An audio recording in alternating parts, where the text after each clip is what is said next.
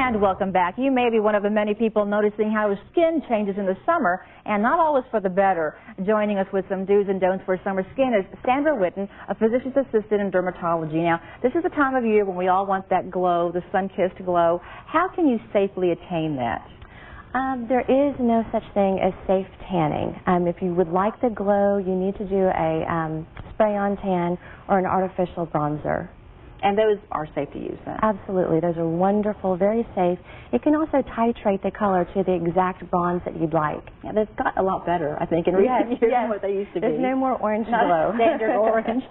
Now, one of the things I was going to ask you about, Sandra, a couple of weeks ago, we heard reports about vitamin D and the sun being good for you and actually having a role in prevention of cancer.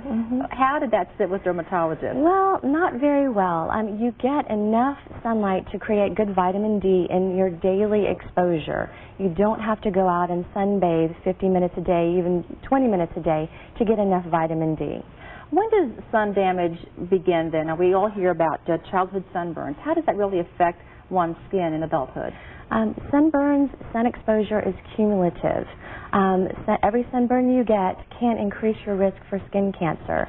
Your skin keeps score. Don't forget that. And actually, as we age, too, it's one of those things that sort of comes back to haunt you. Yes. Women are always worried about how their skin looks, and that really has an impact, doesn't it? That is the primary culprit in photo damage and photo aging is the sun.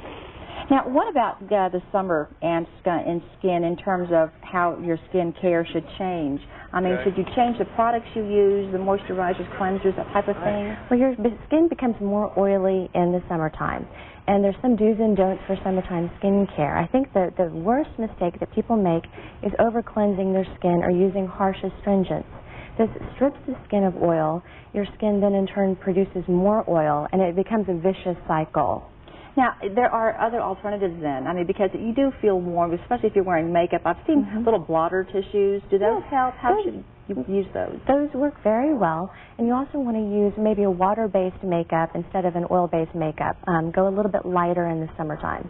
And what about freckles? Is that a sign of sun damage? And what can you do once you start noticing freckling? Freckles are a sign of sun damage. If you look at your skin, you don't have any freckles on non-sun exposed areas. So that is an indication that you have had some sun damage. You need to be careful. Take that as a cue to do what then? Yes, prevention. More prevention.